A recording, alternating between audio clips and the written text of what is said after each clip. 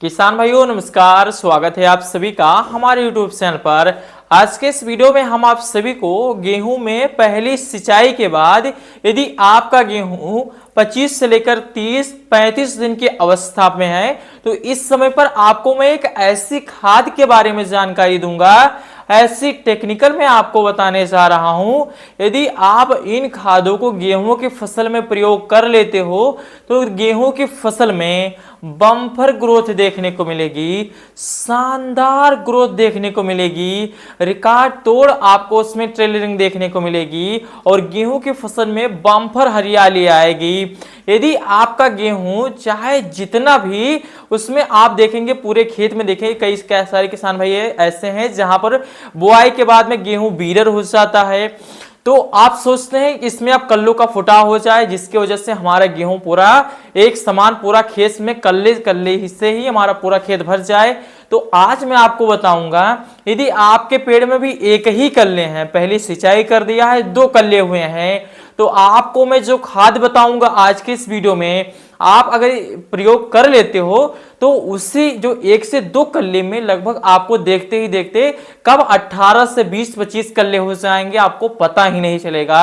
यदि अभी आप इस समय पर ये खाद प्रयोग करते हो तो आपको इतना बढ़िया शानदार रिजल्ट मिलेगा जितना आपने सोचा नहीं होगा।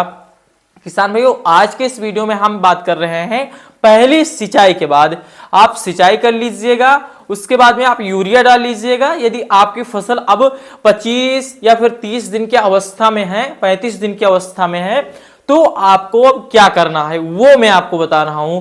देखिए कई सारे किसान भाइयों की जो फसल है 35 दिन पर लगभग दूसरी पानी लगाने का योग हो जाता है, जिससे जो कोई हल्की मिट्टी है खासकर इस समय तो इतनी धूप नहीं हो रही है, लेकिन कई सारे किसानों भाई की जो फसल है हल्की मिट्टी वहां पर हो जाती है, नहीं तो दूसरा पानी 40-45 दिन के बाद में ही लगता है।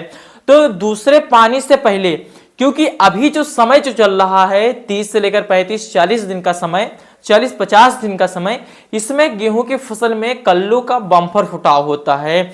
तो ये जो मैं खाद बताऊंगा ये 3 तरह का काम करेंगी।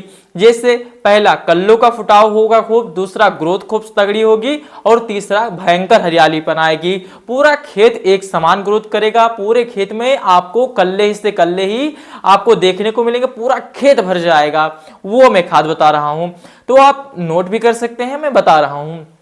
आपको सबसे पहले जो लेना है 1 किलोग्राम आपको लेना है मैग्नीशियम सल्फेट। तो मैग्नीशियम सल्फेट आपको 1 किलोग्राम लेना है, मैं आपको टेक्निकल बता रहा हूं। और आपको बोरॉन लेना है 100 ग्राम। आपको मैग्नीशियम लेना है सल्फेट 1 किलोग्राम, बोरॉन लेना है 100 ग्राम और आपको जिंक सल्फेट लेना है 33% वाला 700 ग्राम। इसके साथ में फेरस सल्फेट आपको लेना है 19% वाला 500 ग्राम।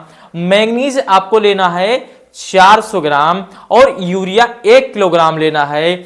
और कोशिश करना है इसका आपको अलग अलग घोल बनाकर 150 लीटर पानी में लगभग आपको स्प्रे करना है।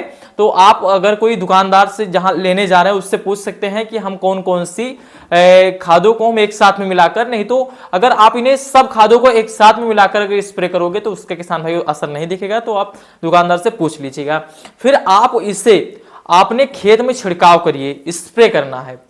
जैसे ही आप स्प्रे करोगे 48 घंटे के बाद में आपको गेहूं की फसल में एक ऐसा चमत्कारी असर दिखेगा, पूरे खेत में हरियाली आ जाएगी।